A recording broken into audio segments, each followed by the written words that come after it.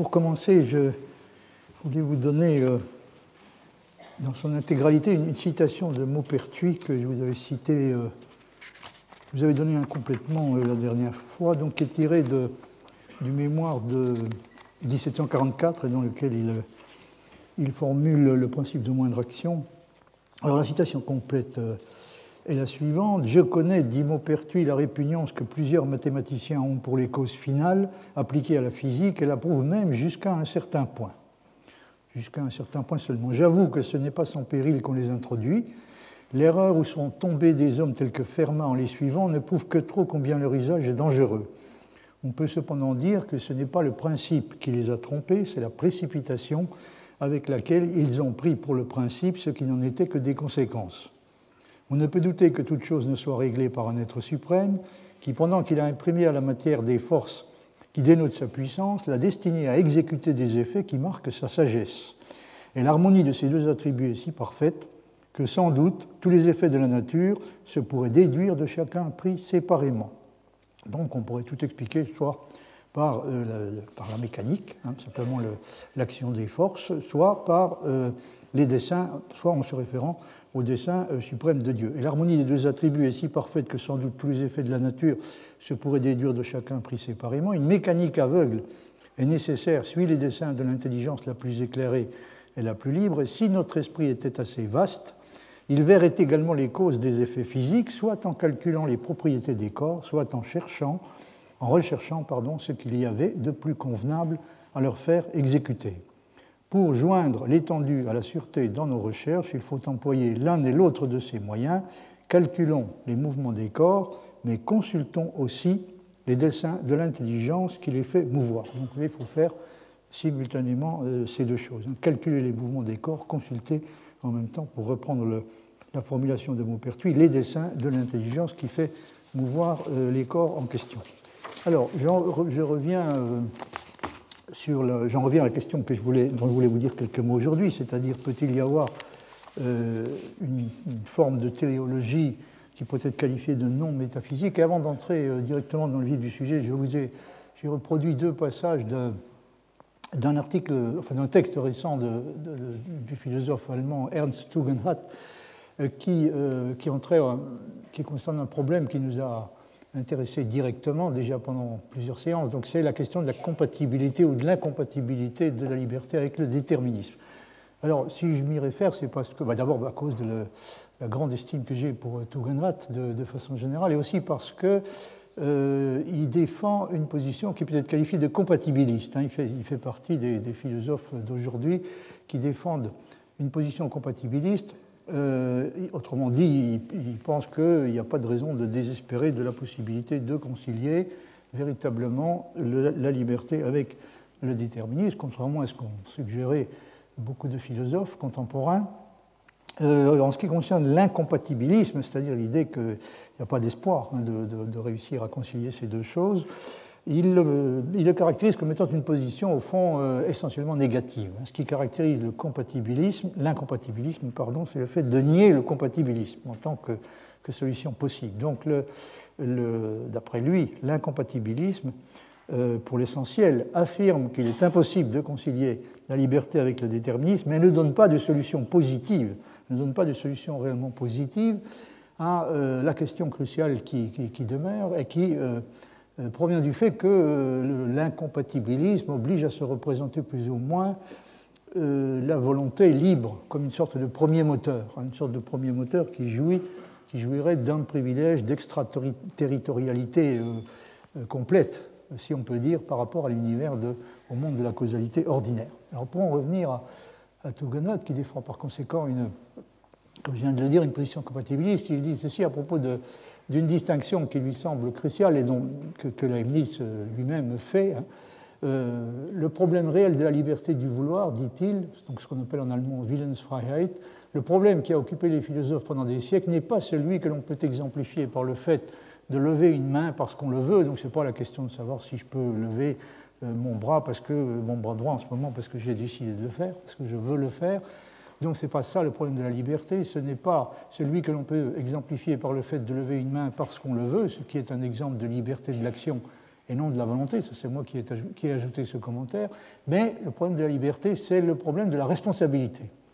Donc, vous voyez, il identifie tout à fait explicitement ces deux problèmes. Comment faut-il comprendre le fait que nous puissions nous rendre responsables les uns des autres de nos actions, les uns auprès des autres, pardon, de nos actions, et que nous puissions nous faire les uns aux autres et également à nous-mêmes des reproches. Cela présuppose que la personne non seulement peut faire ce qu'elle veut, mais également qu'elle peut contrôler ce qu'elle veut. Donc il n'est pas suffisant pour qu'on puisse parler de liberté, que nous puissions faire ce que nous voulons, par exemple lever notre bras quand nous avons décidé de le faire, mais il faut également que nous puissions, que nous jouissions d'un certain pouvoir de contrôle sur ce que nous voulons. C'est seulement à cet endroit que cela a un sens de parler, au lieu de la liberté de l'action, de la liberté de la volonté, nous disons, il dépend de moi de me décider à agir conformément à un désir ou à un autre. Ce pouvoir de la personne elle-même est, comme on peut le dire avec Harry Frankfurt, un vouloir de deuxième ordre. Donc ce pouvoir qu'on est capable d'exercer sur ce que l'on veut, non plus sur ce que l'on fait, mais sur ce que l'on veut, peut être, selon Frankfurt, caractérisé comme étant un vouloir de second ordre, un vouloir réflexif dont l'objet est constitué par les désirs immédiats que l'on trouve en soi. Également, dans le cas d'autres animaux, nous pensons qu'ils ont la liberté d'action. Eux aussi peuvent, s'ils ne sont pas contraints, mouvoir leurs membres comme ils veulent, mais nous ne croyons pas pouvoir leur faire des reproches. On ne tient pas les animaux ou les petits-enfants pour responsables. Alors, il y a une distinction qui correspond à ça chez Leibniz, c'est celle de la spontanéité et de la liberté. C'est-à-dire, selon Leibniz, les animaux sont doués de spontanéité. Ils peuvent agir par eux-mêmes, c'est-à-dire, même dans leur cas également, il y a une distinction à faire entre des actions qui peuvent être qualifiées de volontaires, c'est-à-dire des actions qui ont leur origine en eux-mêmes, et puis des actions qui leur sont imposées de l'extérieur, donc des actions qui sont contraintes, mais ça n'autorise pas à les considérer comme douées de liberté, la liberté étant définie par Leibniz comme étant ce qu'il appelle la spontanéité jointe à la délibération ou encore la spontanéité rationnelle. Donc les animaux sont doués de spontanéité, mais pas de spontanéité rationnelle. Est-il tout à fait sûr qu'on ne puisse pas créditer certains animaux supérieurs d'un certain sens de la responsabilité? J'inclinerais personnellement à donner une réponse différente de celle de Tugendhat à cette question. Il faut bien remarquer évidemment que le sens de la responsabilité, ce n'est pas du tout la même chose que la peur du châtiment. On peut essayer de se conduire autrement par peur du châtiment.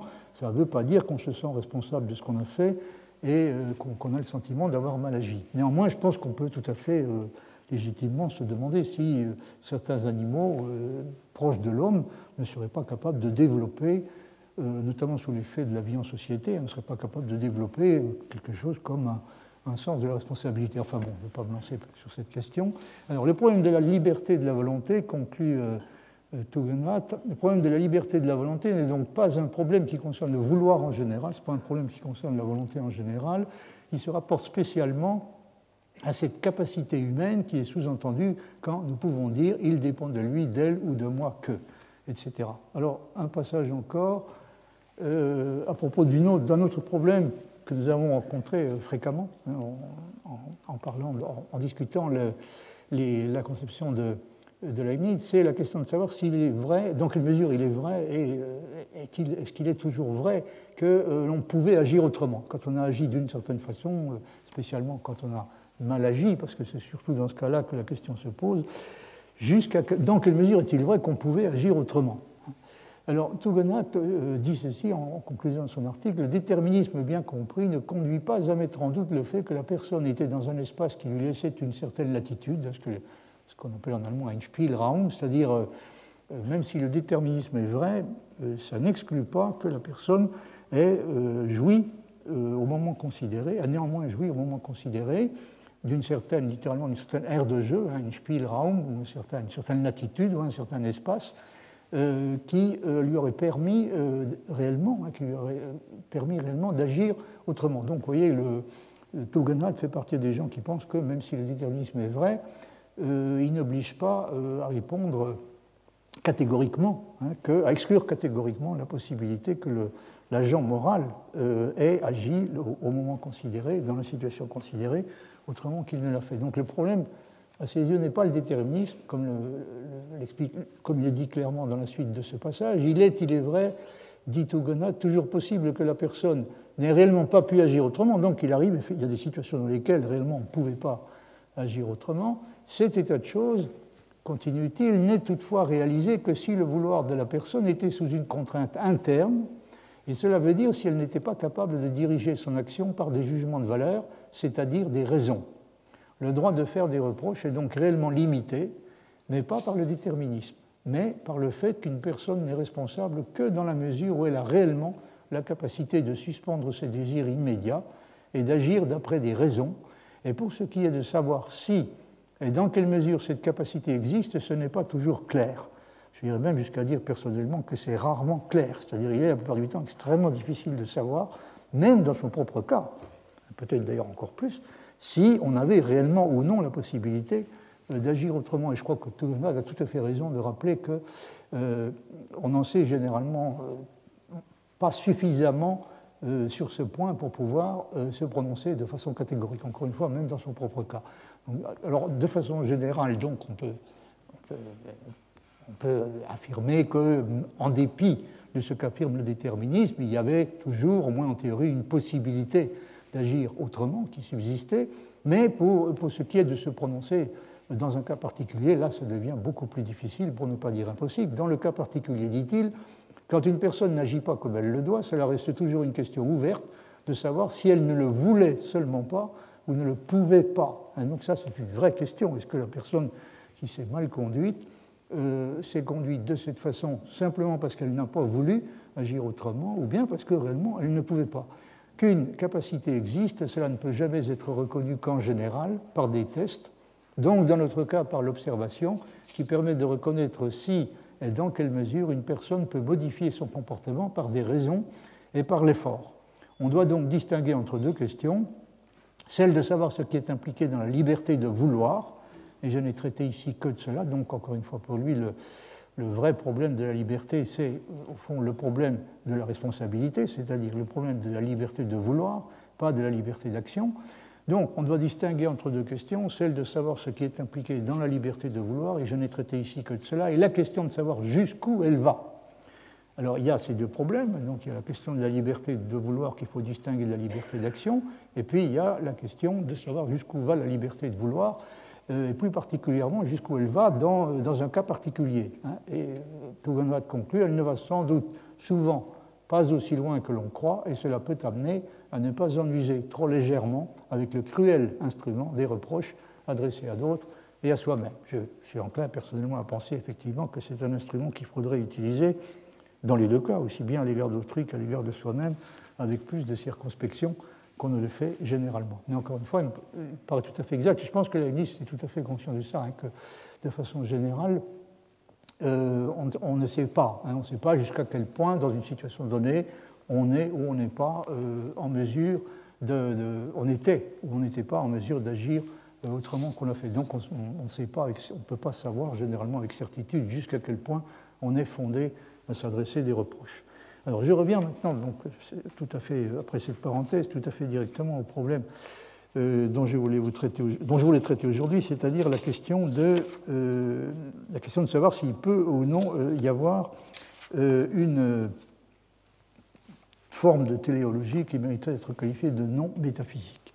Alors j'avais déjà, à différentes reprises et à travers en commentant différents passages de Leibniz, j'avais insisté sur le fait que pour lui, un bon nombre de phénomènes peuvent être expliqués aussi bien par la considération des causes efficientes que par celle des causes finales. Et dans le passage de Maupertuis que je vous ai cité, bon, il y a une idée qui va tout à fait dans le même sens. Dans la plupart des cas, enfin en tout cas dans certains cas, il doit être possible d'expliquer les choses aussi bien par la considération des causes efficientes que par celle des causes finales.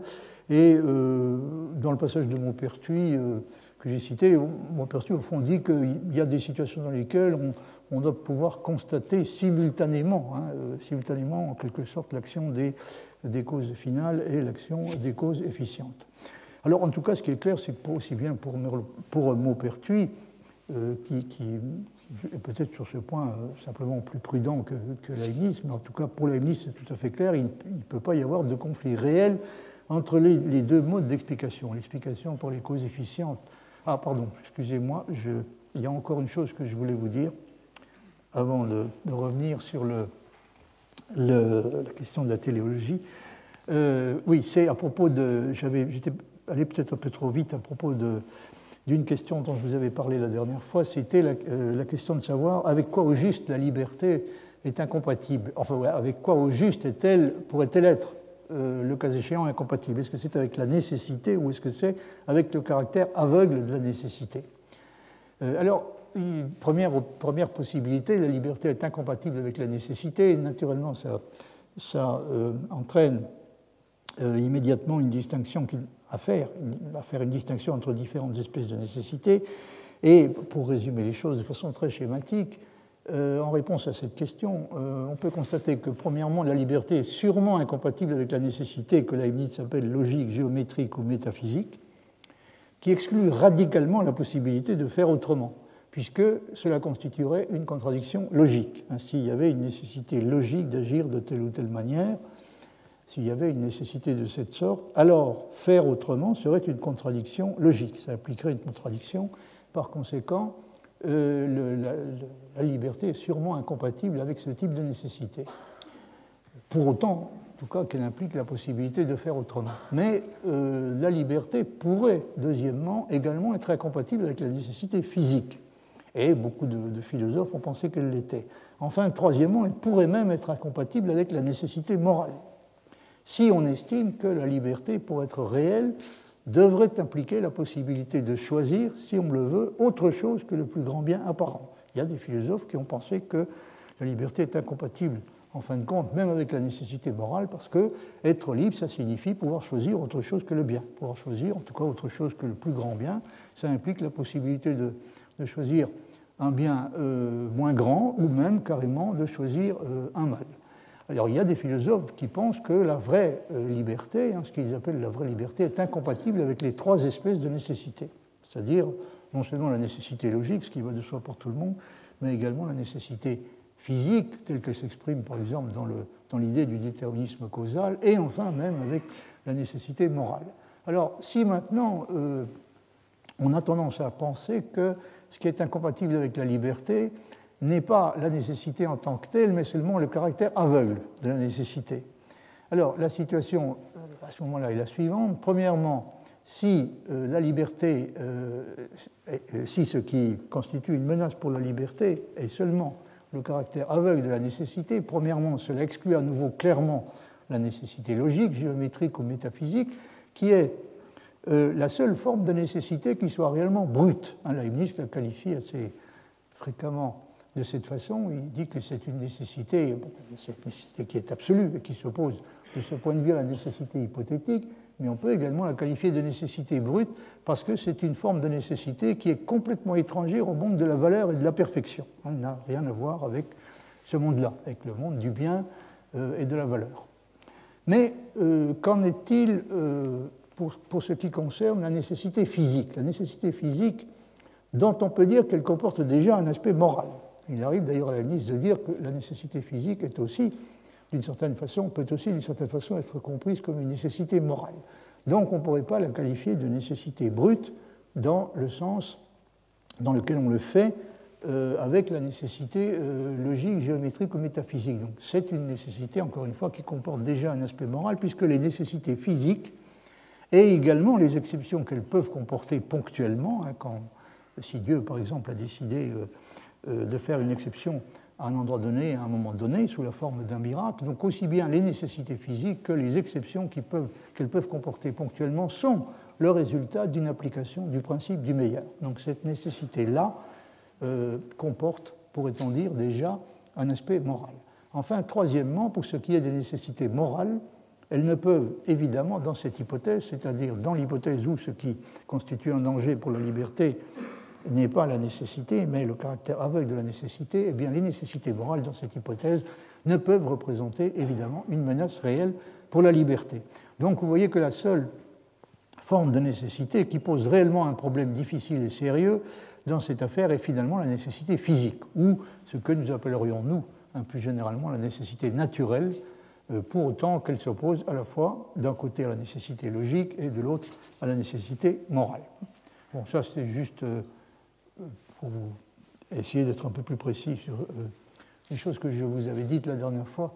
un peu trop rapidement. Alors je reviens cette fois réellement directement au problème que je voulais traiter aujourd'hui, c'est-à-dire peut-il y avoir une forme de téléologie débarrassée de tout ingrédient, non pas seulement théologique, mais également métaphysique, donc qui serait complètement acceptable d'un point de vue scientifique.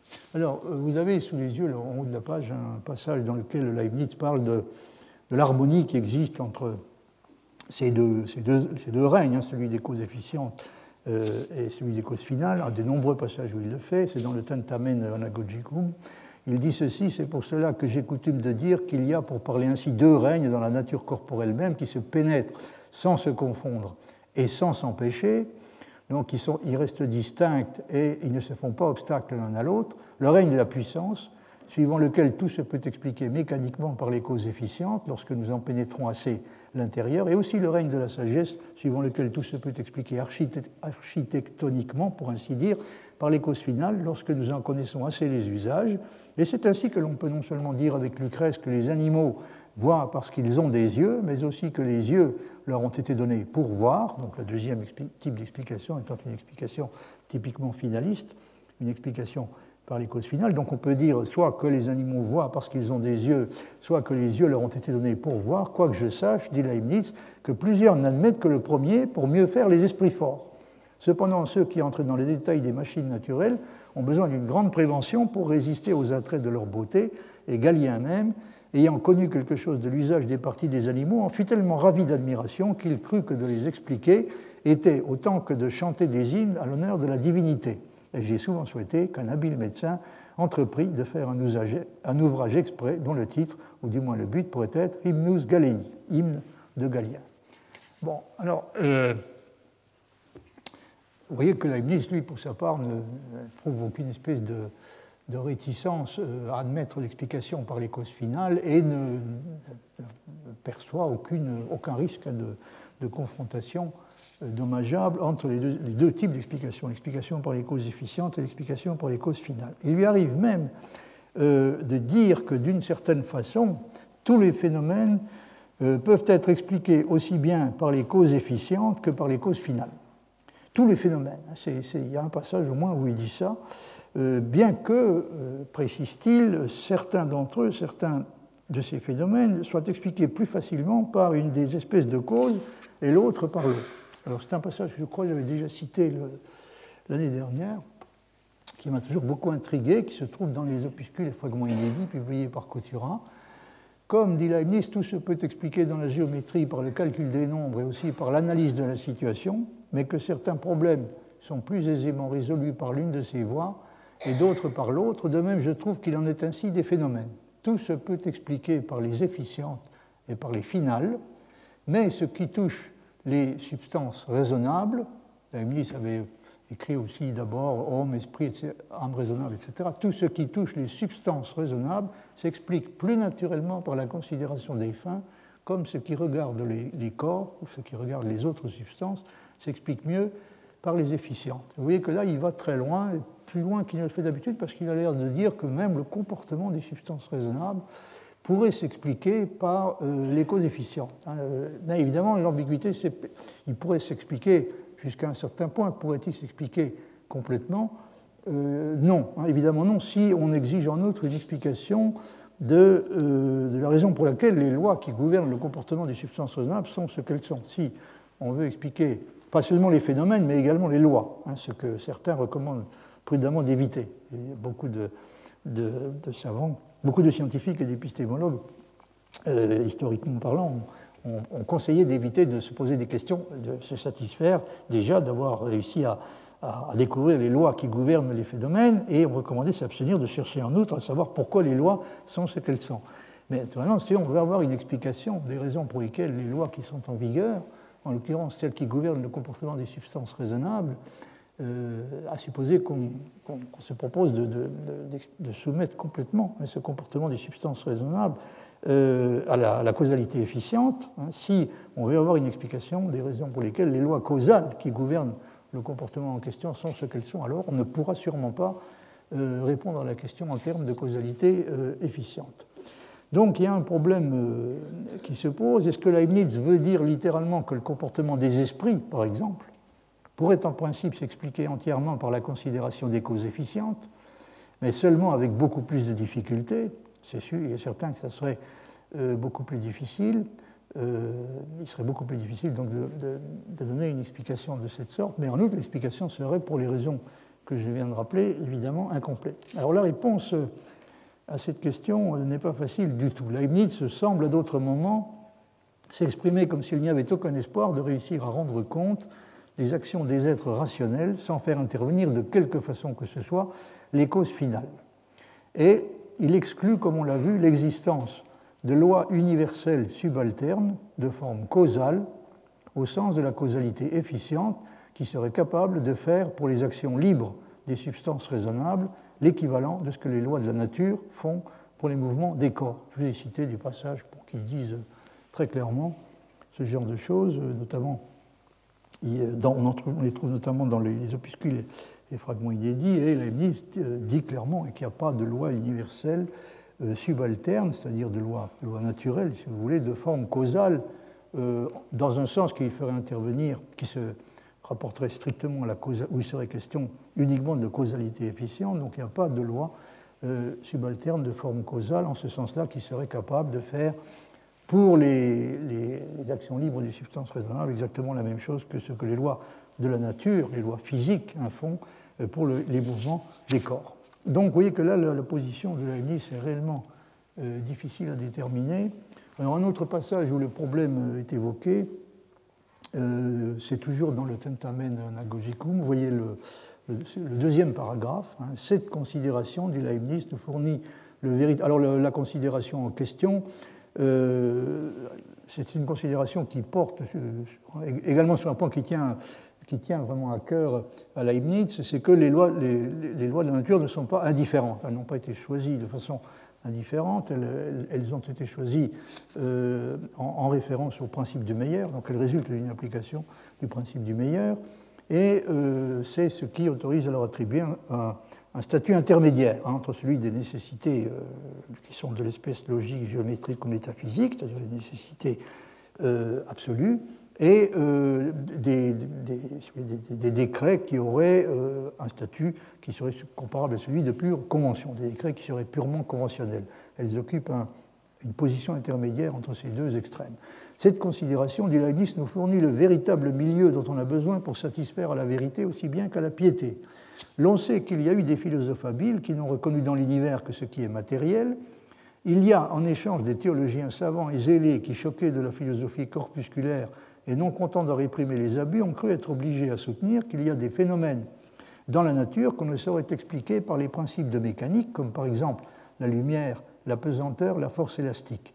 Mais comme ils ne raisonnent pas en cela avec exactitude et qu'il est aisé aux philosophes corpusculaires de leur répondre, ils font du tort à la religion en pensant lui rendre service. Donc ce sont de mauvais serviteurs de la religion, car ils confirment dans leur erreur ceux qui ne reconnaissent que des principes matériels. Ce véritable milieu qui doit satisfaire les uns et les autres et que tous les phénomènes naturels se pourraient expliquer mécaniquement si nous les entendions assez. Donc vous voyez, là aussi, Leibniz a une affirmation qui est assez catégorique et assez générale. Tous les phénomènes naturels se pourraient expliquer mécaniquement si nous les entendions assez. Ce qu'il faut en conclure que les phénomènes de l'esprit peuvent être traités aussi comme des phénomènes naturels et donc pourraient eux-mêmes, en principe, être expliqués mécaniquement. Je ne pense pas qu'il soit possible d'un point de vue leibnizien d'aller jusque-là. Mais que les principes mêmes de la mécanique, donc le véritable milieu consiste à supposer que les principes mêmes de la mécanique ne sauraient être expliqués géométriquement puisqu'ils dépendent des principes plus sublimes qui marquent la sagesse de l'auteur dans l'ordre et dans la perfection de l'ouvrage. Donc ça semble être quand même la position que défend la plupart du temps Leibniz. La position qu'il défend, c'est que nous avons besoin des causes finales, principalement pour expliquer les lois et les principes. Là, évidemment, l'explication par les causes finales devient absolument indispensable. Pour ce qui concerne les phénomènes eux-mêmes, bon, il y a des phénomènes qui peuvent être expliqués beaucoup plus facilement par les causes efficientes et des phénomènes qui peuvent être expliqués beaucoup plus facilement par les causes finales. Mais encore une fois, si on veut avoir vraiment une explication complète, c'est-à-dire une explication non pas seulement des phénomènes, mais également des lois qui en rendent compte, alors on a absolument besoin des causes finales. C'est impossible de se passer des causes finales. Alors il y a cependant, il n'y a pas à choisir aux yeux de Leibniz entre l'explication par les causes efficientes et l'explication par les causes finales, puisque nous avons besoin de l'une et de l'autre, le recours aux causes finales étant, de toute façon, comme je viens de le dire, nécessaire au moins pour parvenir à l'explication complète, pour compléter l'explication. L'explication complète ne peut être finalement, pour reprendre son vocabulaire, qu'architectonique, c'est-à-dire elle ne peut être donnée qu'en faisant référence au principe du meilleur. Donc les deux types d'explications sont requis, ne sont pas susceptibles, selon Leibniz, d'entrer en compétition l'un avec l'autre. Alors ils ont évidemment l'un et l'autre leurs inconvénients et leurs limites. La faiblesse de l'explication par les causes finales, quand elles sont utilisées pour rendre compte de phénomènes particuliers et non de lois ou de principes généraux de la nature. Leur faiblesse est le risque du verbalisme. On peut penser à ce propos, ça me fait penser toujours à un sketch de Fernand Reynaud, c'est étudié pour. Pourquoi est-ce que l'horloge marque l'heure? Parce qu'elle jouit d'une faculté horodictique ou parce qu'elle a été étudiée pour. Alors évidemment, l'explication par les causes finales court toujours plus ou moins le risque d'être donnée dans des termes qui évoquent la fameuse virtus dormitiva. L'explication par les causes efficientes a aussi évidemment ses inconvénients. L'inconvénient principal étant l'excès de complexité auquel elle est condamnée dans certains cas. Dans l'explication des phénomènes particuliers, évidemment, elle peut devenir extrêmement complexe. Et il y a des situations, en particulier pour ce qui concerne une bonne partie du comportement des êtres humains. Donc il y a un bon nombre de situations dans lesquelles l'explication par les causes finales se révèle beaucoup plus simple et naturelle et même probablement indispensable. Il est clair aux yeux de Leibniz qu'on ne pourrait pas, par exemple, expliquer un événement particulier en disant qu'il a eu lieu parce que son occurrence faisait partie du meilleur des mondes possibles dont on sait qu'il est celui que Dieu a choisi. Donc, on ne répondrait pas à une demande d'explication si on disait que tel ou tel événement a eu lieu parce qu'il faisait partie du meilleur des mondes possibles. La raison de cela, c'est que le principe selon lequel nous vivons dans le meilleur des mondes possibles, donc ce principe peut s'appliquer une fois pour toutes à tous les événements qui sont susceptibles de se produire, et il reste purement formel tant qu'on ne dispose pas d'une raison, tant qu'on ne dispose pas d'une connaissance réelle de ce qui est le meilleur dans un cas donné, et des raisons pour lesquelles il l'est, ce qui est malheureusement la situation dans laquelle nous nous trouvons. Nous ne savons pas de façon générale, nous savons que ce qui arrive est le meilleur, parce que nous savons que nous vivons dans le meilleur des mondes possibles. Donc nous savons que ce qui arrive, quoi que ce soit qui puisse arriver, est le meilleur, parce que nous vivons dans le meilleur des mondes possibles, et nous ne savons généralement pas pourquoi il est le meilleur et devait par conséquent être préféré. Vous vous rappelez peut-être, j'avais cité ce passage, j'avais cité ce passage il y a quelques semaines, le passage dans lequel Leibniz dit que la proposition « ceci est le meilleur », formulée en référence au monde dans lequel nous vivons, donc ce monde-ci est le meilleur, est une proposition qui n'est pas démontrable. Nous savons qu'il est le meilleur, mais nous ne sommes pas en mesure de démontrer qu'il l'est, et nous sommes encore moins en mesure d'expliquer à propos de tel ou tel événement particulier en quoi il faisait partie du meilleur des mondes possibles et par conséquent devait se produire.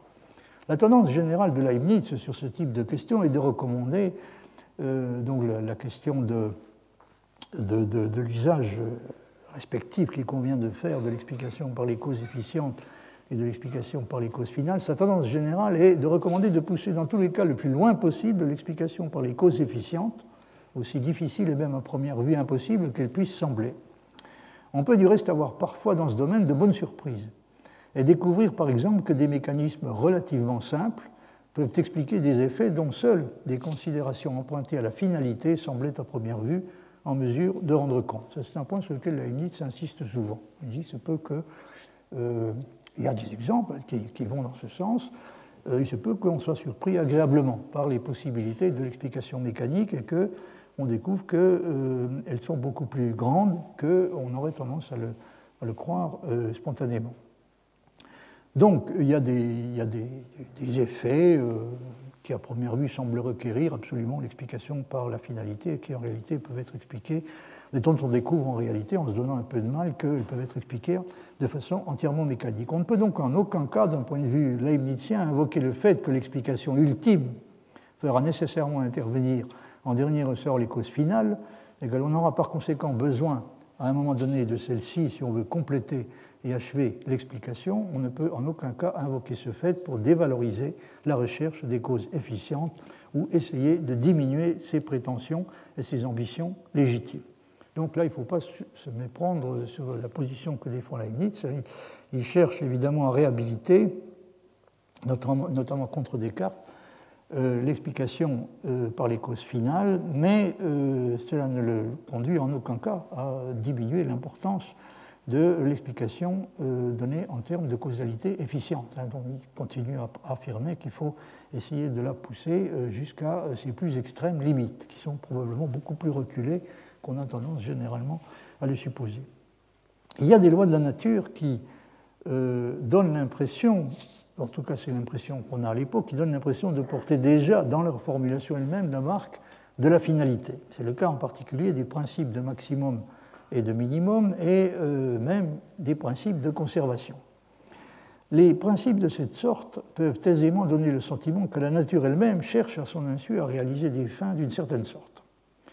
On peut constater que la science moderne a fait le choix qui consistait à ne s'accommoder de la finalité que quand ses effets apparents peuvent être simulés de façon satisfaisante par un mécanisme approprié.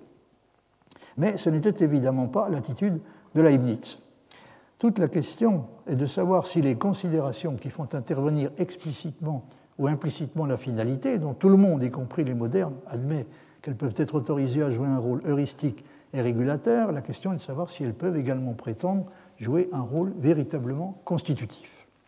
C'est bien entendu cette deuxième option qui est la position défendue par Leibniz. Il soutient que les causes finales ont une réalité objective, aussi incontestable, que les causes efficientes, l'action des causes finales est une réalité objective aussi bien que l'action des causes efficientes. Donc il n'est pas question pour lui de se borner prudemment à leur attribuer un rôle simplement heuristique et régulateur, que personne dans les faits ne conteste.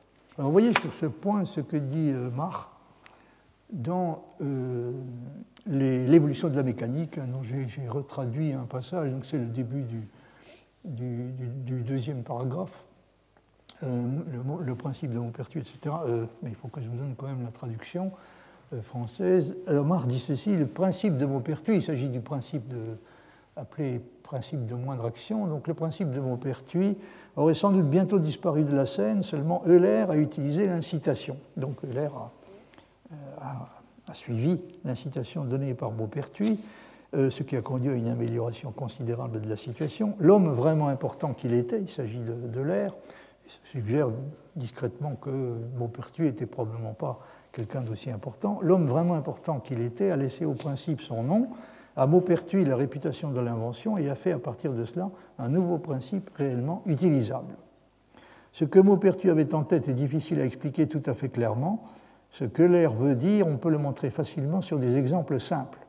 Si un corps est contraint de rester sur une surface fixe, par exemple la surface de la Terre, alors il se meut à la suite d'une impulsion d'une manière telle qu'il emprunte le chemin le plus court entre sa position initiale et sa position finale. Tout autre chemin que l'on lui prescrirait serait plus long et prendrait plus de temps. Le principe trouve une application dans la théorie des courants d'air et d'eau à la surface de la Terre. Euler a conservé le point de vue théologique. Il s'exprime d'une façon qui signifie que l'on peut expliquer les phénomènes non pas seulement à partir des causes, mais également à partir de la fin.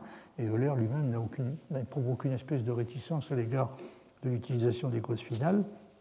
Car, dit-il, étant donné que la facture du monde tout entier, c'est une citation d'Euler, étant donné que la facture du monde tout entier est la plus parfaite qui soit et qu'elle a été exécutée par le Créateur le plus sage, il n'arrive absolument rien dans le monde dans lequel ne se manifeste pas un certain procédé de maximum ou de minimum. Donc tout ce qui arrive est gouverné par un procédé de cette sorte. C'est pourquoi on ne peut pas douter que tous les effets du monde puissent être déduits aussi facilement des causes finales par la méthode des maxima et des minima que des causes efficientes elles-mêmes. Donc oui, Euler estime que l'une de ces deux choses, que l'une et l'autre de ces deux choses sont également possibles.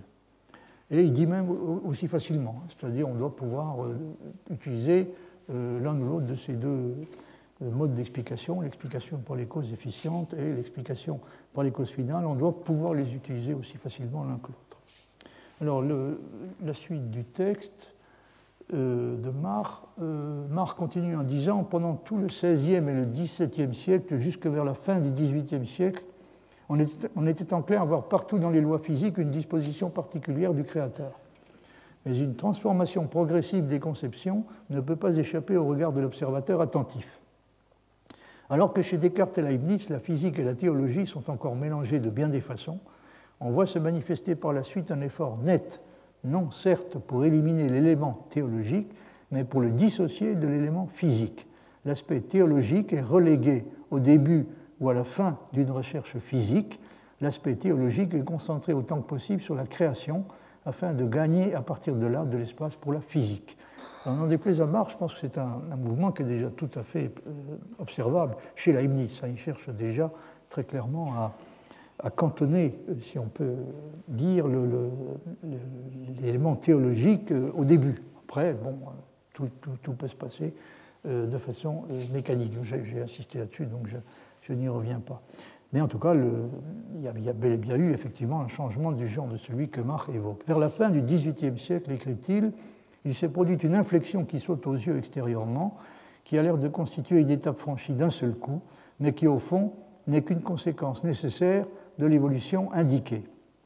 Après que Lagrange a essayé dans un travail de jeunesse de fonder toute la mécanique sur le principe de moindre action de l'air, il explique dans une réélaboration du même objet qu'il veut faire abstraction de toutes les spéculations théologiques et métaphysiques comme étant des choses très précaires et qui n'ont pas leur place dans les sciences. Il effectue une reconstruction de la mécanique sur d'autres fondements et aucun lecteur compétent ne peut méconnaître ses avantages. Tous les scientifiques importants qui ont suivi se sont ralliés à la conception de Lagrange et cela a déterminé pour l'essentiel la position actuelle de la physique par rapport à la théologie. Donc, je ne vais pas m'attarder sur ce sujet parce que d'abord parce que ce sont quand même des choses assez techniques, puis parce que ce sont des choses qui ne nous concernent pas directement, mais ce qui est certain, c'est que l'étape qui a été franchie grâce à Lagrange a été véritablement une étape capitale. Alors, sur une chose qui nous concerne plus directement, le fait que d'après Marr, il y a, pour ce qui concerne cette question, une différence importante entre l'attitude de Leibniz et celle de Newton, qui est évoquée dans les pages que vous avez sous les yeux, mais je suppose que c'est quand même plutôt la traduction française qui vous intéresse. Marr dit ceci, près de 3 siècles ont donc été nécessaires pour que la conception selon laquelle la théologie et la science naturelle sont deux choses différentes se développe jusqu'à une clarté complète depuis son apparition chez Copernic jusqu'à Lagrange. Dans cette affaire, il ne faut pas méconnaître que pour les grands esprits comme Newton, cette vérité a toujours été claire. Donc, vous voyez, là, Marr soutient qu'il y a une différence d'attitude assez nette entre Leibniz et Newton. Il veut dire que bien que Newton ait été lui-même un homme très religieux, il a toujours séparé nettement le point de vue théologique du point de vue proprement physique, et il l'a fait davantage que Leibniz. Dans cette affaire, donc, il ne faut pas méconnaître que pour les grands esprits comme Newton, cette vérité a toujours été claire. Jamais Newton, en dépit de sa religiosité profonde, n'a impliqué la théologie dans les questions de sciences naturelles. Il est vrai qu'il conclut aussi son optique, alors que dans les dernières pages encore brille la luminosité de l'esprit clair, donc il l'a conclu par l'expression de la contrition portant sur le néant de toutes les choses terrestres. Seulement, ces recherches optiques elles-mêmes ne contiennent, à la différence de celles de Leibniz, aucune trace de théologie. On peut dire la même chose de Galilée et Huygens. Leurs écrits correspondent presque complètement au point de vue de Lagrange et peuvent être considérés dans cette orientation comme classiques. Mais la façon de voir et l'état d'esprit d'une époque ne peuvent pas être mesurés d'après les extrêmes, ils doivent l'être d'après le milieu, d'après les gens qui occupent des positions moyennes. Bon, en tout cas, vous voyez que là, il a tendance à faire une différence assez nette entre Leibniz et Newton, mais également même entre Leibniz d'un côté, qui, d'après lui, entremêle encore un peu trop les considérations théologiques aux considérations physiques. Donc il a tendance à faire une différence entre Leibniz et même certains de ses prédécesseurs comme Galilée et Copernic. Alors, naturellement, là, on est quand même tenté de répondre que même si Leibniz ne croit certes pas que la physique puisse être séparée complètement de la métaphysique, ni même de la théologie, il ne cède cependant jamais à la tentation de croire qu'une explication théologique pourrait tenir lieu en cas de besoin d'une explication physique. De plus, l'intervention de la finalité devient certainement beaucoup moins choquante. L'intervention de la finalité, donc telle qu'on la rencontre chez Leibniz, devient sûrement beaucoup moins choquante quand on se rend compte que le point de vue de la finalité n'est en fin de compte rien d'autre que le point de vue du tout. Alors, j'avais déjà, je crois, évoqué cette question l'année dernière, je voudrais y revenir un petit peu en considérant ce passage du livre de Jules Villemin, Nécessité ou contingence, où il évoque cette question, donc la question du lien qui existe entre l'intervention des causes finales et la prise en considération du tout. Il dit ceci, dans l'hypothèse de forme substantielle, la prédication substantielle déterminant l'identité numérique, l'accident ne consistera que dans le rapport de compossibilité avec les autres individus de l'individu défini comme possible par la forme. La finalité qui résultera de cette vision globale des choses soumettra donc le tout de la création choisie par Dieu à un principe de maximum de perfection parmi les mondes intrinsèquement possibles. Les fins, au lieu de distinguer les dispositions individuelles réussies au sein de la réalité, s'identifieront à la réalité même. Donc il n'y a plus vraiment de différence entre la finalité et la réalité. Le principe de finalité devient presque littéralement un principe de réalité. Sous sa forme la plus générale, le principe de finalité énonce alors que la différence entre l'acte et la puissance est toujours un minimum, car c'est à cette seule condition que les êtres imparfaits et qui contiennent quelque puissance du fait qu'ils appartiennent à un tout qui les dépasse, réduiront cette puissance autant qu'ils le peuvent. En d'autres termes, ils obéiront aux lois extrémales du calcul des variations. Mais le principe du mouvement, entre parenthèses, principe de Hamilton, que ce calcul énonce, le principe du mouvement, que ce calcul énonce, permet de retrouver le principe causal du mouvement, entre parenthèses, loi de Newton, loin que la finalité ainsi entendue s'oppose à la causalité déterministe, elle ne fait qu'exprimer en termes intégraux ce que celle-ci exprime en termes locaux. À la validité des universels de l'accident, fondés sur leur caractère stationnaire, on a reproché le revêtement théologique qu'on leur donne quand on les habille dans le langage de la finalité, voire Marx, c'est moi qui ai ajouté ça. Ces reproches, cependant, perdent leur apparence dès qu'on oppose clairement cette finalité à celle dont on anime les efforts incertains des formes naturelles aux prises avec la matière pour lui assigner le seul rôle de détermination intégrale. Le départ fait entre Pangloss et le docteur Akakia, les lois extrémales retrouvent leur signification qui consiste à ramener toujours les recherches à la considération du tout.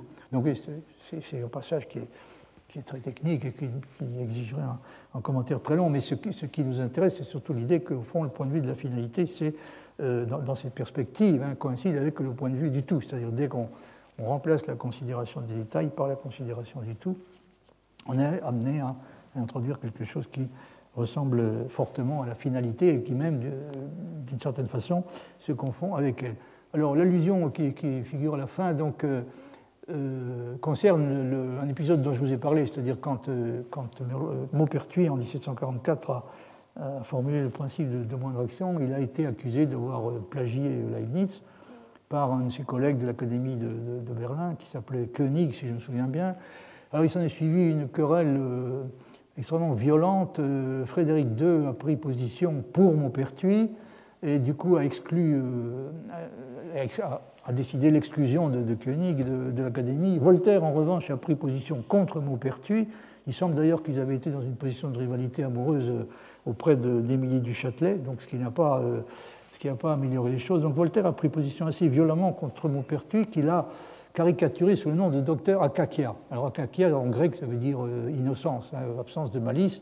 Ça veut dire à peu près le docteur simplet, quoi, disons, le docteur sans malice ou le docteur simplet. Alors Voltaire a évidemment payé très chèrement son engagement en faveur de Koenig contre Maupertuis, puisque ça a déterminé une brouille complète avec Frédéric II. C'est à ça que Villemin fait allusion. Et il veut dire que une fois qu'on a fait donc qu'on a réussi à faire abstraction de la tendance qu'on peut avoir et que Maupertuis lui-même a utilisé les causes finales de façon naïve, il subsiste ce qu'il considère comme étant pour sa part le fait important, c'est-à-dire qu'il dit les lois extrémales retrouvent leur signification qui consiste à ramener toujours les recherches à la considération du tout.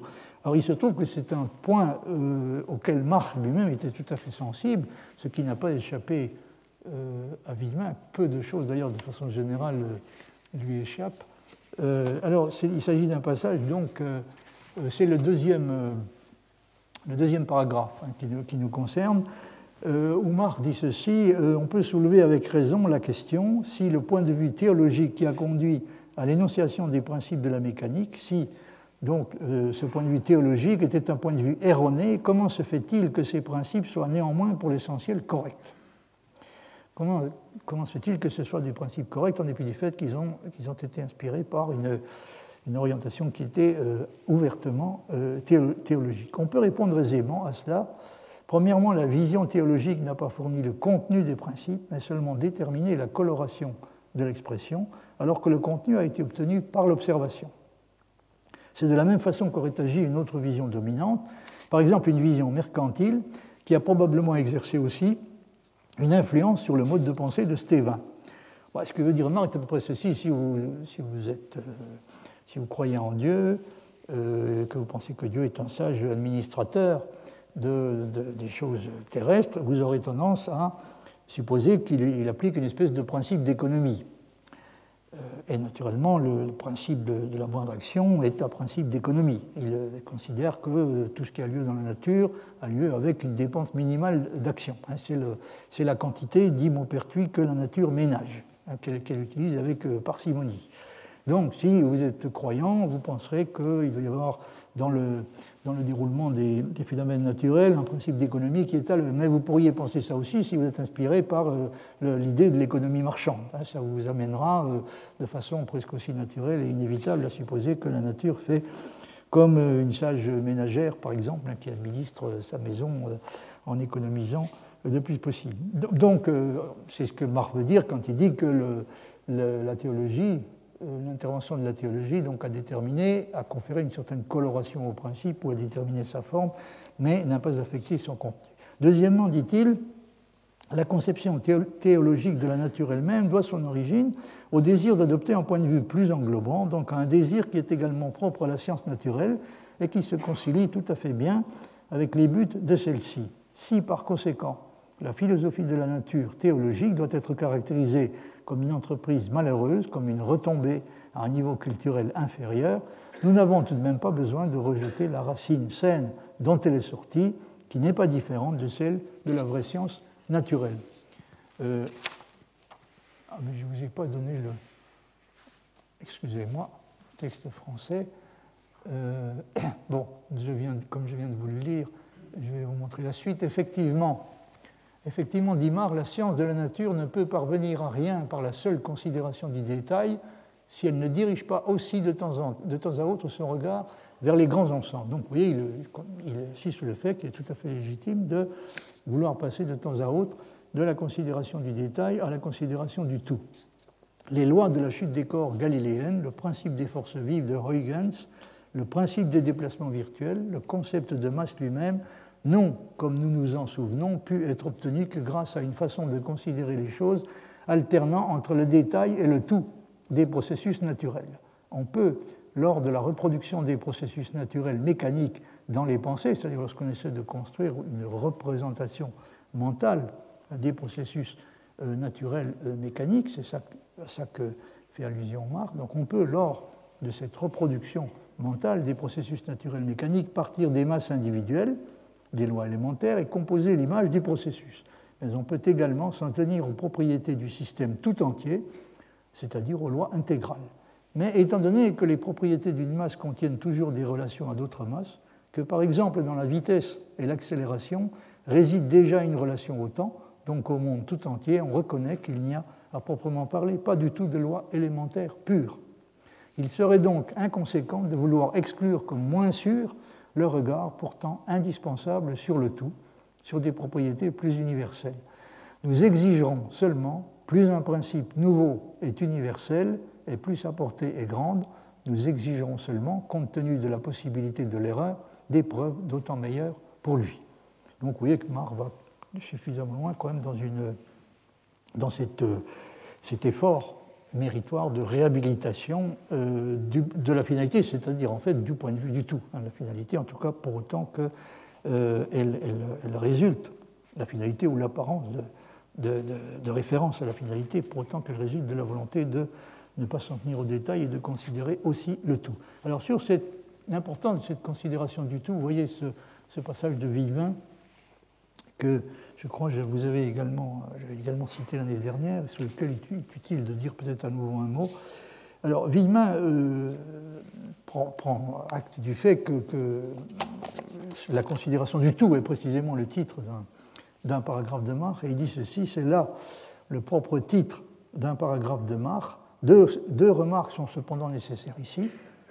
Premièrement, si les lois de Newton sont des lois objectives de la nature, elles n'expriment pas seulement, comme le pense Marr, une économie de pensée, c'est-à-dire si on leur attribue une certaine objectivité, il en va de même pour les lois stationnaires qui leur correspondent. On ne saurait, en tout cas, lorsqu'on a réduit la finalité à l'intégralité des conditions, comme le fait Leibniz, on ne saurait opposer une finalité simplement régulatrice à la causalité constitutive de la nature. Elles ont même statut objectif.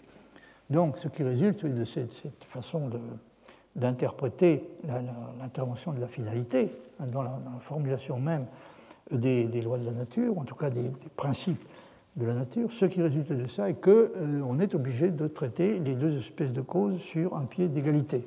Si on attribue une valeur objective, une validité objective, une réalité objective aux causes efficientes, on est obligé de faire de même pour les causes finales comprises de la façon indiquée. Deuxièmement, la deuxième remarque de Villemin, les lois intégrales disent plus que les lois différentielles. C'est pour ça qu'on est obligé de passer à un mode d'expression en termes de lois intégrales, donc c'est qu'elles ont un contenu informatif qui est plus grand. Les lois intégrales disent plus que les lois différentielles. Par exemple, la loi de réfraction de Descartes-Snellius, sinus i égale n sinus r, n étant l'indice de réfraction. Cette loi est à elle seule impuissante à déduire l'indice de réfraction NIJ entre deux médias, par exemple O par rapport à vert, donc entre deux médias I et J, à partir des indices de réfraction connus, NJ, O par rapport à R, et NI, vert par rapport à R. Cette déduction résulte directement du principe stationnaire du temps minimum de Fermat, vous en avez l'énoncé sous les yeux. Pour déduire cette relation de la loi de Descartes-Snellius, il faudrait supposer qu'en ajoutant une lamelle de substance à la surface d'une autre, on ne change pas l'angle éventuel de réfraction dans le dernier matériau. Donc, vous voyez, il y a évidemment un avantage indiscutable qui appartient de ce point de vue au mode d'expression qui est représenté par la formulation de lois intégrales. Donc, et il est impossible de se passer de cet avantage, ce qui évidemment incite à accorder un peu plus de considération aux causes finales, en tout cas une fois qu'elles sont débarrassées de l'ingrédient, de la mauvaise graisse, si on peut l'appeler ainsi, métaphysique, non seulement théologique, mais également métaphysique. Alors il y a aussi un passage de Planck que j'ai traduit et que je voulais vous montrer, qui porte sur cette question, c'est-à-dire que qu'en est-il aujourd'hui de ce recours aux causes finales. Planck dit ceci: la physique moderne a depuis Galilée obtenu ses plus grands succès en s'abstenant de toute espèce de considération téléologique. Elle se comporte par conséquent encore aujourd'hui avec raison de façon négative à l'égard de toutes les tentatives faites pour amalgamer le principe de causalité avec des points de vue téléologiques. Mais si pour la formulation des lois de la mécanique, l'introduction d'intervalles de temps finis n'est pas nécessaire, on ne pourra cependant pas rejeter pour autant a priori les principes intégraux. Donc oui, c'est toujours la même insistance sur l'importance du recours aux lois intégrales et aux principes intégraux. La question de leur justification n'a absolument rien à voir avec la téléologie, elle est plutôt une justification purement pratique et se ramène à la question de savoir si la formulation des lois de la nature, telle que la permettent les principes intégraux, fournit davantage que d'autres formulations, et c'est une question à laquelle on doit répondre positivement du point de vue de la recherche actuelle. C'est le point sur lequel insiste Villemin, ne serait-ce que déjà à cause de l'indépendance dont il a déjà été question par rapport au choix spécial des coordonnées ponctuelles. La compréhension complète non seulement de l'importance pratique, mais même de la nécessité de l'introduction d'intervalles de temps finis dans les principes fondamentaux de la mécanique ne nous est, il est vrai, comme nous le verrons plus loin, procuré que par le principe de relativité moderne. Bon, ça c'est encore une autre question, mais vous voyez que là, Planck insiste sur un point qui est exactement le même que celui sur lequel Villemin, d'une autre façon et dans un autre langage, insistait lui aussi. Puisque, alors c'est le texte que je vous avais déjà cité l'année dernière, qui s'appelle le principe de moindre action, qui est un article de Max Planck qui date de 1915. Puisque j'ai évoqué à un moment donné brièvement la position de Maupertuis sur la question des relations entre causalité efficiente et finalité, je voudrais m'attarder un instant sur ce qui constitue à mes yeux un des meilleurs articles existants sur l'histoire de la découverte du principe de moindre action. Il s'agit d'un article malheureusement peu connu et trop peu cité de Suzanne Bachelard, à laquelle je saisis cette occasion de rendre publiquement hommage. Alors, il s'agit d'un article qui s'intitule « Maupertuis et le principe de la moindre action », qui est le texte d'une conférence qui a été donnée à un colloque organisé sur Maupertuis en 1973. Alors, en ce qui concerne la question de la priorité supposée de Leibniz par rapport à Maupertuis, Suzanne Bachelard aboutit à une conclusion qui est assez catégorique. Vous avez le passage sous les yeux, elle dit ceci, en résumé, ah oui, j'avais oublié de vous signaler, c'est assez important quand même dans ce contexte, qu'elle commence son article sur Maupertuis en signalant que dans le livre qu'elle a publié en 1959, il s'agissait de sa thèse de doctorat d'État qui s'intitulait « La conscience de rationalité ».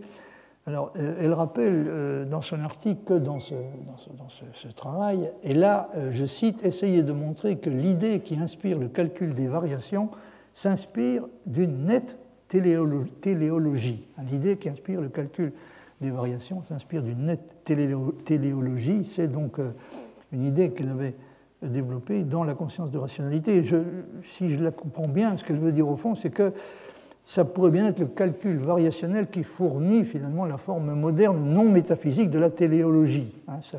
Il fournit une forme de téléologie qui peut être qualifiée de mathématique et qui apparaît du même coup comme étant non métaphysique.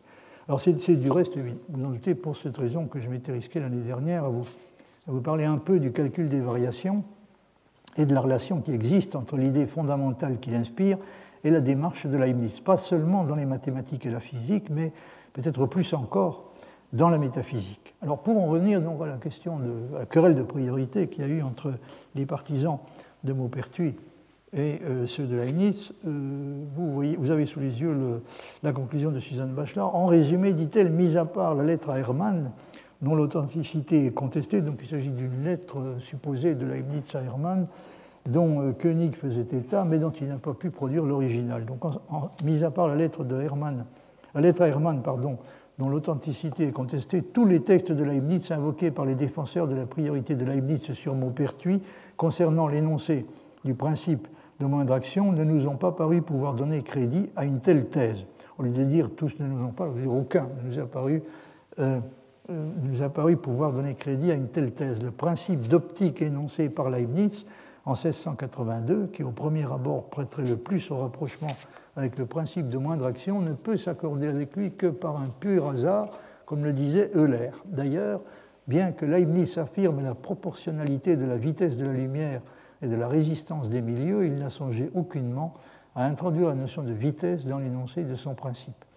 Il s'agit donc de son principe optique. Quant au traité où Leibniz se fait une large place à la notion d'action, comme l'essai de dynamique, où la dynamica des potentia et legibus naturae corporae, donc la dynamique de la puissance et des lois de la nature corporelle, donc ces traités-là, pour ce qui les concerne, ne mettent en œuvre aucun principe variationnel. Enfin, le Tentamen Anagogicum, j'ai cité à 2 reprises, aujourd'hui, le Tentamen Anagogicum, en revenant à un principe de temps minimum, détruit toute possibilité d'assimilation du principe optique leibnizien au principe de moindre action. Donc, ce qui dit simplement qu'il peut pas être question d'identifier le principe optique dont il est question dans le mémoire de 1682 et le principe de moindre action. Ça ne veut pas dire qu'on ne peut pas trouver ailleurs, chez Leibniz, des traces, des antécédents du principe de moindre action de Maupertuis. Suzanne Bachelard assigne également, avec raison me semble-t-il, elle souligne également avec raison me semble-t-il, que ce qui importe le plus à Leibniz, c'est probablement moins la spécification du mode d'action de la finalité dans le cas concerné que la démonstration du fait que l'on peut aboutir au même résultat que Descartes par une voie différente et qu'il récuse dans son principe, à savoir celle des causes finales. Ça me paraît assez vrai, ce qu'elle dit dans ce passage. On peut supposer que ce qui importe le plus pour Leibniz, c'est de pouvoir retrouver la loi des sinus de Descartes par une méthode opposée, soulignée à celle de Descartes, c'est-à-dire par une méthode qui fasse appel aux causes finales et non aux causes efficientes. Il semble que Leibniz, une fois sa méthode finaliste, entre guillemets sanctionnée par le succès, accorde moins d'importance aux spécifications de ce finalisme. Qu'importe que la voie la plus aisée soit la voie du temps minimum, ou simplement la voie du produit minimum de la longueur du chemin et de la résistance des milieux. Donc le problème est qu'il y a différentes façons de concevoir la voie la plus aisée. La voie la plus aisée, ça peut être celle du temps minimum, ça peut être celle du chemin le plus court, qui n'est pas forcément la même, parce que dans la réfraction, la voie la plus aisée, évidemment c'est celle du temps minimum, ce n'est pas celle du chemin le plus court. Si la lumière devait emprunter le chemin le plus court, ça lui prendrait plus de temps que celui qu'elle emprunte, encore une fois, dans les phénomènes de réfraction. Donc là, il y a évidemment il faut décider de ce que, dans le cas concerné, ce qui, dans le cas concerné, doit être considéré comme la voie la plus aisée. Puis ça peut être aussi, donc, comme l'a souligné Suzanne Bachelard, la voie la plus aisée, c'est peut-être celle qui minimise le produit de la longueur du chemin et de la résistance des matériaux, la résistance des milieux, pardon. Mais, conclut-elle, quoi qu'il en soit de la justesse de cette supposition, concernant donc la façon de procéder de Leibniz, quoi qu'il en soit de la justesse de cette supposition, l'on doit se rendre à l'évidence que les conclusions dernières du Tentamen Anagogicum écartent tout rapprochement possible entre le principe optique de Leibniz et le principe de moindre action. Donc, elle soutient qu'il n'y a pas de rapprochement et encore moins d'identification possible entre ces deux choses.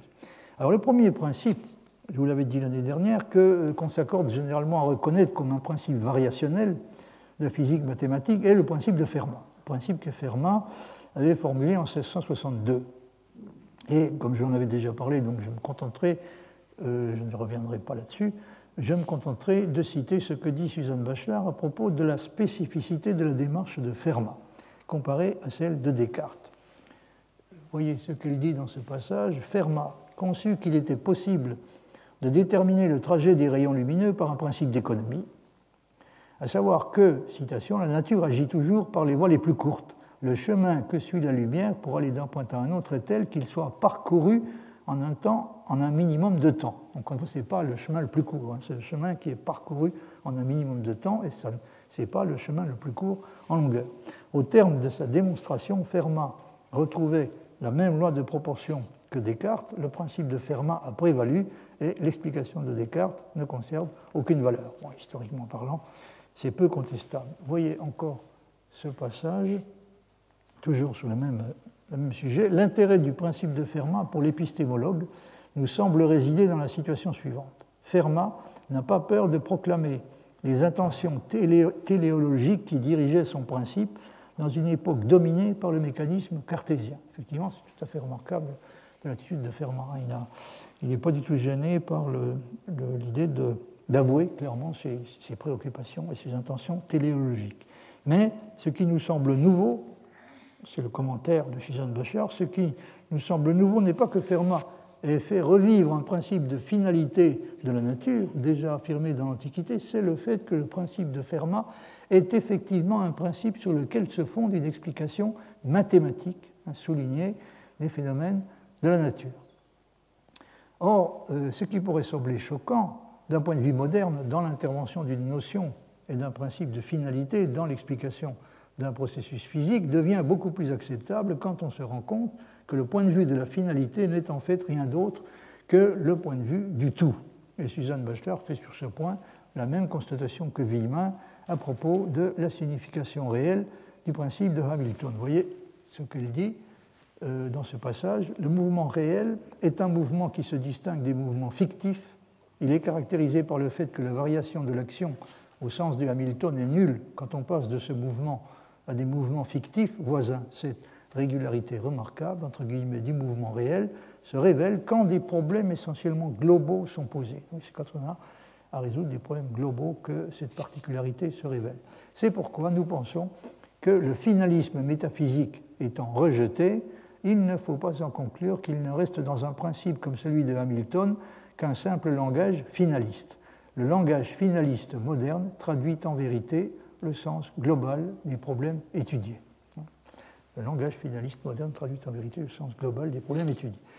Alors, en ce qui concerne la signification du principe de moindre action, vous voyez également ce passage, toujours de l'article de Susan Bachelard. En réalité, reconnaître une téléologie du principe de moindre action dans un style scientifique et non métaphysique, c'est mettre au premier plan, comme nous venons de le dire, le point de vue global pour la détermination des fonctions. La donnée de conditions initiales reste le moyen de détermination le plus usuel en mécanique, mais le mathématicien moderne, à côté de ce point de vue local, donne une valeur en eux-mêmes aux problèmes globaux, où ce qui est donné, c'est, pourrions le dire brièvement, non plus les conditions de départ, mais une sorte de programme comportant le point d'arrivée. C'est pourquoi la téléologie du principe énoncé par Hamilton ou du principe de Maupertuis rectifié par Lagrange prend tout son sens mathématique à l'époque moderne, une fois reconnue l'importance des problèmes globaux. Or, il est clair que la téléologie d'un principe comme le principe de moindre action, une fois qu'elle est reconnue dans son sens scientifique et non plus métaphysique, cesse d'être une chose à laquelle on pourrait se contenter d'attribuer un rôle simplement régulateur. Les causes finales, si on peut encore parler de choses de ce genre, et si on tient encore à parler de choses de ce genre, les causes finales retrouvent d'une certaine façon un rôle constitutif et une valeur objective, ce qui, bien entendu, ce qui, vous vous en doutez, aurait réjoui profondément Leibniz. Il faut ajouter à cela que pas plus qu'il n'y a à ses yeux une incompatibilité entre le monde des causes et le règne des fins, il y en a une entre la liberté et le règne des lois en général. Un point sur lequel j'ai déjà insisté à plusieurs reprises est le fait qu'il ne perçoit pas, comme nous avons tendance à le faire, une antinomie entre le fait que des actions soient libres et le fait qu'elles donnent lieu à des régularités, y compris des régularités de l'espèce la plus stricte, et le fait qu'elles soient soumises à des lois. C'est-à-dire que on pourrait penser, par exemple, qu'il n'y a pas seulement une incompatibilité entre la liberté et le déterminisme des causes efficientes, ce qu'on a une propension naturelle à supposer, ce que beaucoup de gens ont pensé, mais on pourrait être tenté de penser qu'il y a aussi une incompatibilité entre le déterminisme des causes finales et la liberté. En ce sens qu'être contraint, entre guillemets, dans tous les cas, de choisir le bien, le plus grand bien apparent, pourrait apparaître comme quelque chose qui constitue une menace très sérieuse pour la liberté. Ou peut-être plus exactement, ce qu'il faudrait dire est ceci. Si vous prenez le cas de l'homme bon, fortiori même du saint, il a un comportement qui peut sembler rigoureusement déterminé, c'est-à-dire il ne peut pas à chaque fois ne pas choisir le bien, pas seulement le bien apparent, mais également le bien réel, ce qui est susceptible de conférer à son comportement un type de régularité qui pourrait, en fin de compte, être assez semblable à celui d'un objet du monde naturel. Et ça, c'est quelque chose, si vous voulez, qui semble vraiment, qui semble sérieusement présenter une difficulté sérieuse, en ce sens qu'on voit mal comment concilier ça avec la liberté. On a l'impression qu'il y a une espèce d'incompatibilité, non pas seulement entre la liberté et la nécessité, ou entre la liberté et le déterminisme, mais même déjà simplement entre la liberté et la régularité.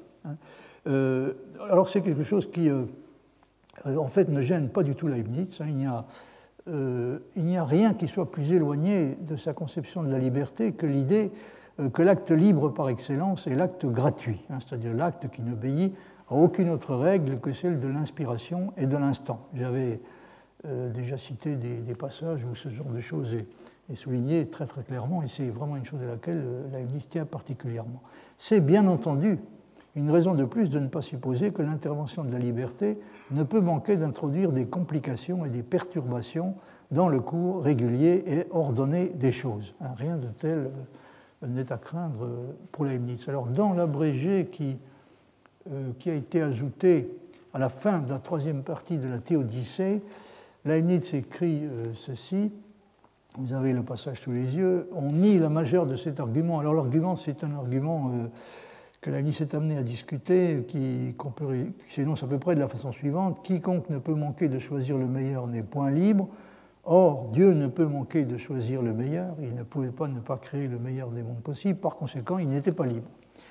Alors, Leibniz donc est confronté à cette objection et il répond en contestant la majeure de l'argument, c'est-à-dire l'affirmation selon laquelle quiconque ne peut manquer de choisir le meilleur n'est point libre. C'est plutôt, dit-il, la vraie liberté et la plus parfaite de pouvoir user le mieux de son franc arbitre et d'exercer toujours ce pouvoir sans en être détourné ni par la force externe, qui correspond à ce qu'on peut appeler la liberté d'agir, ni par les passions internes, ça correspond à ce qu'on peut appeler la liberté de la volonté, au sens de la distinction par laquelle j'ai commencé aujourd'hui, la distinction entre la liberté d'agir, c'est-à-dire la situation dans laquelle la volonté d'agir d'une certaine façon n'est pas entravée par une forme de contrainte externe. Et puis, bon, on peut parler de liberté de la volonté lorsque on jouit d'un certain contrôle sur ses désirs, c'est-à-dire lorsqu'on n'est pas dominé complètement par les passions internes. Donc, l'une de ces deux formes de contrainte, la contrainte externe fait ce qu'on appelle l'esclavage des corps, et les autres contraintes, c'est-à-dire le fait d'être entièrement sous l'emprise des passions internes, donc cette autre forme de contrainte fait l'esclavage des âmes. Il n'y a rien de moins servile que d'être toujours mené au bien.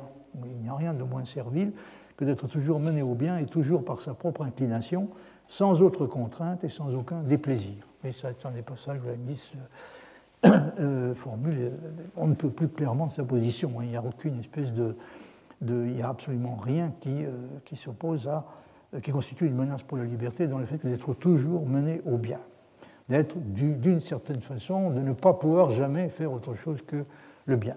Si, comme on le dit, Dieu ne peut vouloir et faire que le bien, un être comme nous qui a été fait à son image, alors Leibniz là a des expressions très caractéristiques, il dit de l'être humain qu'il est un petit Dieu, il dit aussi que c'est une sorte de divinité diminutive. Donc nous sommes des dieux en petit, et par conséquent, nous sommes dans une situation qui est mutatis mutandis, de la même nature que celle de Dieu. Donc même un être comme nous, qui a pour devoir d'essayer d'imiter son Créateur, devrait s'efforcer de se rapprocher le plus possible de cet idéal qui consiste à faire toujours le bien sans contrainte, naturellement et en tout cas régulièrement. Alors, de la nécessité morale, sur la nécessité morale, oui, vous avez le passage au bas de l'écran. Leibniz dit « Cette nécessité est appelée morale parce que chez le sage, nécessaire et dû sont des choses équivalentes. » Et chez le sage, qui agit toujours bien et qui le fait naturellement, il y a une espèce de coïncidence qui tend à s'établir entre ce qui est nécessaire et ce qui est obligatoire. C'est-à-dire que ce qui est obligatoire, c'est ce qui doit être fait, est devenu, en tout cas a tendance à devenir chez le sage quelque chose qui est en même temps quelque chose qui se produit nécessairement. Et donc il y a une espèce d'équivalence qui tend à s'établir entre le nécessaire et le dû. Ce sont, dit Leibniz, des choses équivalentes, et quand elle a toujours son effet, comme elle l'a véritablement dans le sage parfait, c'est-à-dire en Dieu, on peut dire que c'est une nécessité heureuse. Donc cette nécessité-là est une nécessité heureuse.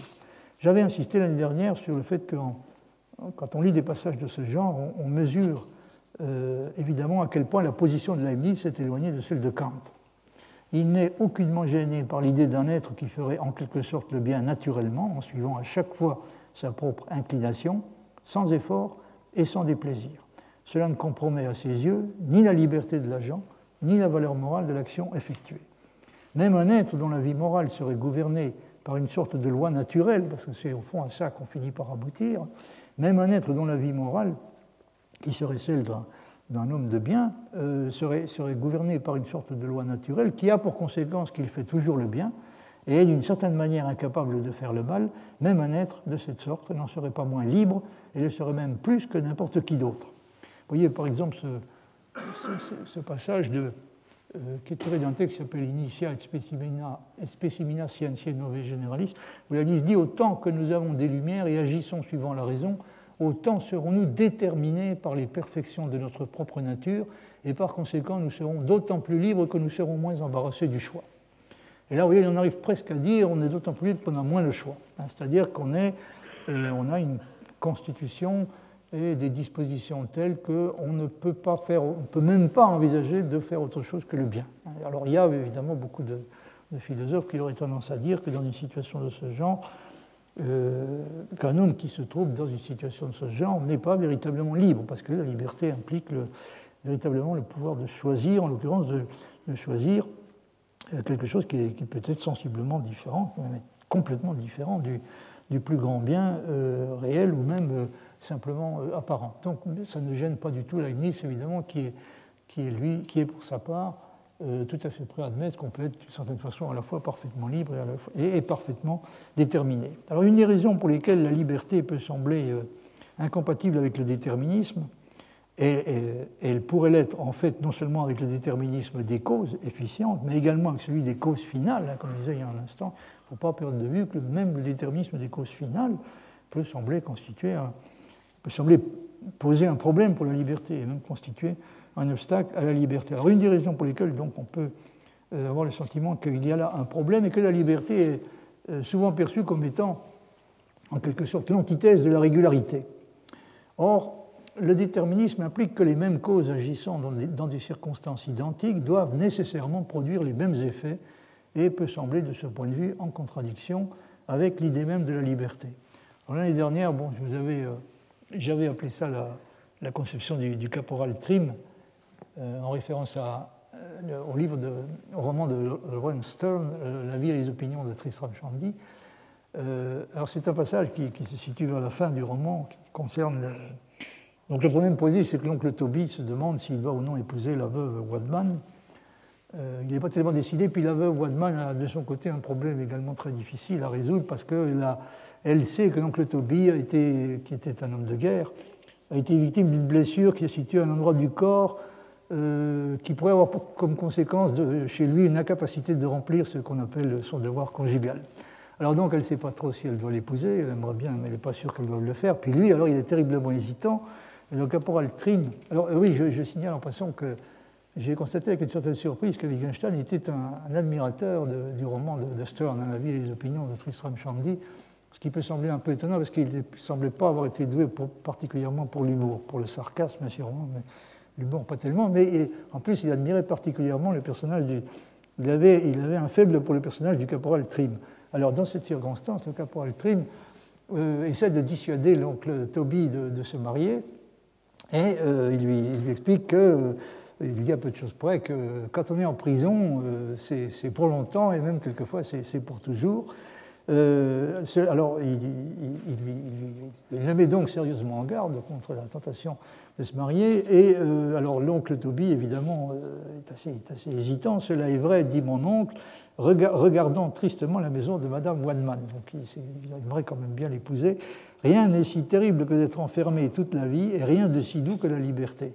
Rien, caporal, dit mon oncle, tristement pensif, quand on est libre, s'écria Trim, en décrivant en l'air avec son bâton le trait suivant. Donc alors il fait le trait que vous avez sous les yeux. 1 millier des plus subtils arguments de mon père n'en auraient pas autant dit en faveur du célibat. Mon oncle regarda avec intérêt sa maison et son boulingrin, etc., etc. Alors là, vous avez une idée, une idée très classique, qui est que la liberté, c'est quelque chose qui ne peut pas être dissocié complètement de la fantaisie, peut-être même du caprice, etc. Et vous doutez qu'évidemment, il n'y a rien de tel, il n'y a aucune tendance de cette sorte chez Leibniz. Il ne voit aucun inconvénient à ce que la liberté soit... Il soutient que la liberté est parfaitement compatible avec l'idée de régularité. Alors une dernière chose, je vous donne simplement la citation, et peut-être que je vous en dirai quelques mots la prochaine fois. C'est une citation qui est tirée de Anna Lecta de Valéry, que j'ai déjà eu l'occasion, je crois, de vous citer l'année dernière, qui concerne la liberté, ou peut-être plus exactement l'image qu'on se fait la plupart du temps de la liberté. Valéry dit « Je ne sais plus où j'ai représenté le problème de la liberté, entre guillemets, par cette image, qu'on se figure deux mondes identiques, on remarque sur chacun d'eux un certain homme, le même agissant mêmement. Donc dans chacun de ces deux mondes, il y a un homme qui est le même, qui agit de la même façon. Tout à coup, l'un des deux agit autrement que l'autre, souligné. Tout à coup, l'un des deux agit autrement que l'autre, ils deviennent discernables. Tel est le problème de la liberté. J'ajoute aujourd'hui ceci, on peut représenter la nécessité par l'identité de deux systèmes. Dire qu'une conséquence est nécessaire, c'est dire que deux systèmes identiques en A, B, C seront identiques en D. Alors ça, c'est un passage qui mériterait d'être commenté longuement. Pourquoi est-ce que je vous le cite? Pour la raison suivante, c'est que Valéry n'a pas tort, me semble-t-il, de considérer que la situation qu'il décrit dans ce passage correspond, sinon à notre idée de la liberté, du moins à une certaine image que nous nous faisons de celle-ci. Il s'agit bien d'une image. Or, cette image est clairement en contradiction avec l'idée de l'unicité de trajectoire ou d'évolution qui constitue l'élément essentiel de ce qu'on peut appeler le déterminisme leibnizien. Nous avons tendance à penser qu'un être libre est un être qui, s'il avait la possibilité de revenir en arrière, pourrait en principe réécrire son histoire et lui imposer à partir d'un point donné une orientation différente, sans que cela exige un changement quelconque dans la façon dont les choses s'étaient passées jusqu'alors. Quand nous sommes pris par le remords concernant les choses que nous avons faites et que nous n'aurions pas dû faire, nous avons l'impression que, toute chose égale d'ailleurs, si nous nous trouvions replacés au point concerné, c'est-à-dire à l'endroit de notre trajectoire personnelle où nous avons pris une décision malencontreuse et été amenés à mal agir, nous sommes enclins à penser que si nous nous retrouvions à ce point précis, nous aurions la possibilité d'agir autrement, c'est d'introduire une bifurcation par rapport à ce qu'a été la trajectoire réelle. Dans la trajectoire du système que constitue un individu, la liberté, semble-t-il, est susceptible à chaque fois qu'elle intervient de faire par elle-même une différence et d'introduire une bifurcation.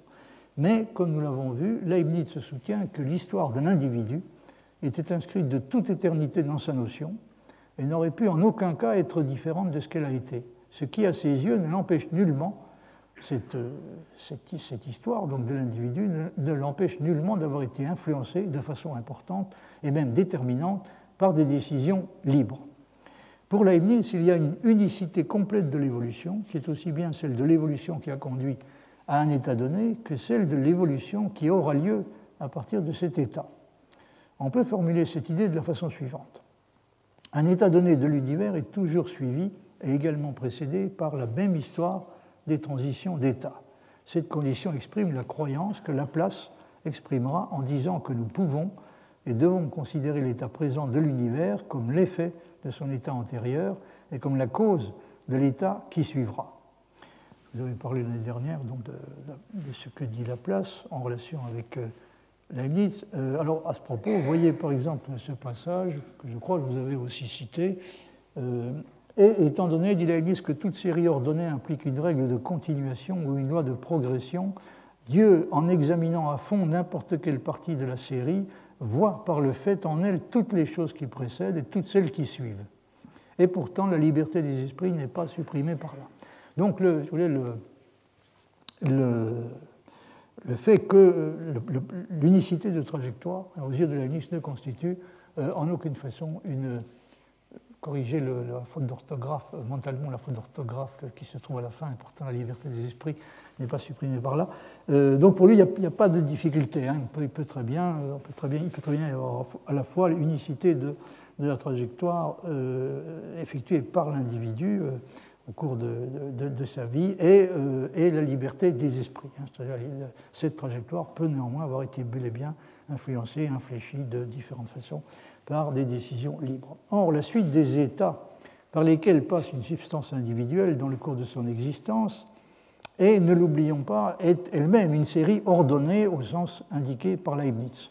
Une série qui est soumise à sa propre règle de continuation ou à sa propre loi de progression. En termes techniques, l'unicité de l'évolution signifie que si le modèle mathématique dont nous nous servons pour décrire l'évolution du système est ramené à son état initial ou à l'un quelconque de ces états dans l'histoire des transitions qui s'effectuent d'un état à un autre, s'il est ramené donc à son état initial ou à l'un quelconque de ces états intermédiaires, il reproduira exactement la même histoire et repassera par la même succession d'états.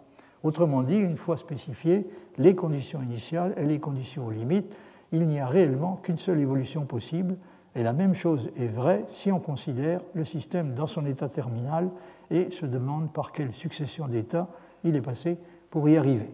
Mais encore une fois, Leibniz pense qu'il n'y a aucune contradiction entre cela et l'existence de la liberté. Alors j'en ai terminé pour aujourd'hui.